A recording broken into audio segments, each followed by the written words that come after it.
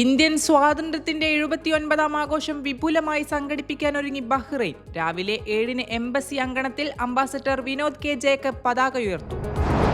Organ donation ഉൾപ്പെടെ 24 പുതിയ സർക്കാർ സേവനങ്ങൾ കൂടി മൈഗവ് മൊബൈൽ ആപ്പിൽ ലഭ്യമാക്കിയതായി ഇൻഫർമേഷൻ ആൻഡ് ഇ-ഗവൺമെന്റ് അതോറിറ്റി.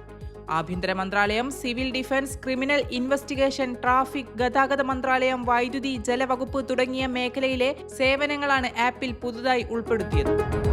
ഹൃദയാഘാതം മൂലം ബഹ്റൈനിൽ മരണപ്പെട്ട എറണാകുളം സ്വദേശി സജീർ സൈനുദ്ദീന്റെ മൃതദേഹം കാനു മസ്ജിദ് ഖബർസ്ഥാനിൽ മറവു ചെയ്തു. സഹപ്രവർത്തകരും സുഹൃത്തുക്കളുമായി നിരവധി പേർ മയ്യത്ത് നമസ്കാരത്തിൽ പങ്കെടുത്തു. ബഹ്റൈനിലെ മെഡിക്കൽ സ്ഥാപനങ്ങൾക്ക് ലൈസൻസ് നേടാൻ പുതിയ ഓൺലൈൻ പ്ലാറ്റ്ഫോം അവതരിപ്പിച്ച് national health regulatory authority. Advaya എന്ന് പേരിട്ടിരിക്കുന്ന ഈ application information technology solutions and software സേവനദാതാക്കളായ ഇബിറ്റിയുമായി സഹകരിച്ചാണ് വികസിപ്പിച്ചത്.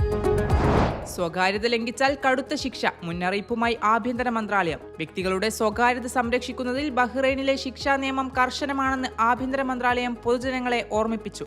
സ്വകാര്യത ലംഘിക്കുന്നത് ഗുരുതരമായ പ്രത്യാഘാതങ്ങൾ ഉണ്ടാക്കുമെന്നും മന്ത്രാലയം മുന്നറിയിപ്പ് നൽകി. അയക്കൂറ പിടിക്കുന്നതിന് 2 മാസത്തെ നിരോധനം ഏർപ്പെടുത്തി ബഹ്റൈൻ. ഓഗസ്റ്റ് 15 മുതൽ ഒക്ടോബർ 15 വരെയാണ് നിരോധനം. ഈ കാലയളവിൽ വല ഉപയോഗിച്ച് കിങ്ഫിഷിനെ പിടിക്കുന്നതും വിപണിയിലും പൊതുസ്ഥലങ്ങളിലും വിൽക്കുന്നതും പ്രദർശിപ്പിക്കുന്നതും വിലക്കിയിട്ടുണ്ട്. Muharraq municipality customer service centre കേന്ദ്രീകൃത സേവന കേന്ദ്രമായി മാറും. മുഹറഖ്, മനാമ ഗവർണറേറ്റുകളിലെ താമസക്കാർക്കും സന്ദർശകർക്കുമുള്ള സേവനങ്ങളുടെ കേന്ദ്രീകൃത ഹബ്ബായി പ്രവർത്തിക്കും.